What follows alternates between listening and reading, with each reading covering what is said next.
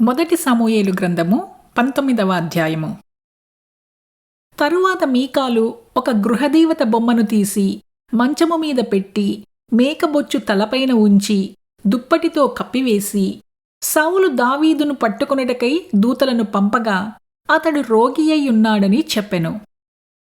దావీదును చూచుటకు సౌలు దూతలను పంపి నేను అతని చంపునట్లుగా మంచముతో అతని తీసుకుని రండని వారితో చెప్పగా ఆ దూతలు వచ్చి లోపల చొచ్చి చూచినప్పుడు తలతట్టున మేకబొచ్చుగల ఒకటి మంచము మీద కనపడెను.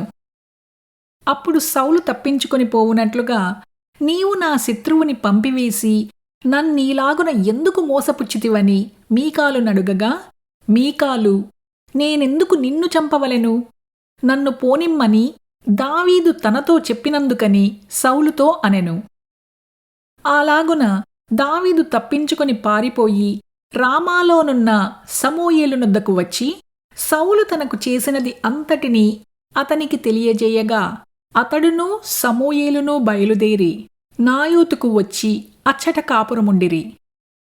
దావీదు రామా దగ్గర నాయోతులో ఉన్నాడని సౌలునకు వర్తమానము రాగా దావీదును పట్టుకొనుటకై సౌలు దూతలను పంపెను.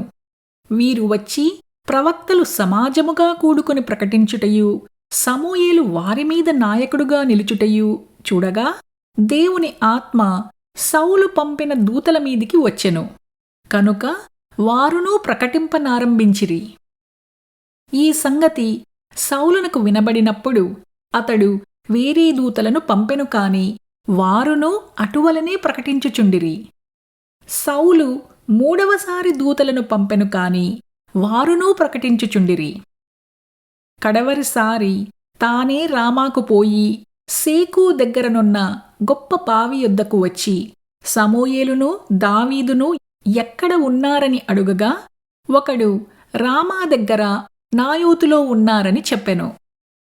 అతడు రామా దగ్గరనున్న నాయోతునకు రాగా దేవుని ఆత్మ అతని మీదికి వచ్చెను కనుక అతడు ప్రయాణము చేయుచు రామా దగ్గరనున్న నాయోతునకు వచ్చు వరకు ప్రకటించుచుండెను. మరియు అతడు తన వస్త్రములను తీసివేసి ఆనాటి రాత్రింబగళ్ళు సమూయేలు ఎదుటనే ప్రకటించుచు పైబట్ట లేనివాడై పడియుండెను. అందువలన సౌలును ప్రవక్తలలో ఉన్నాడా అను సామెత పుట్టెను.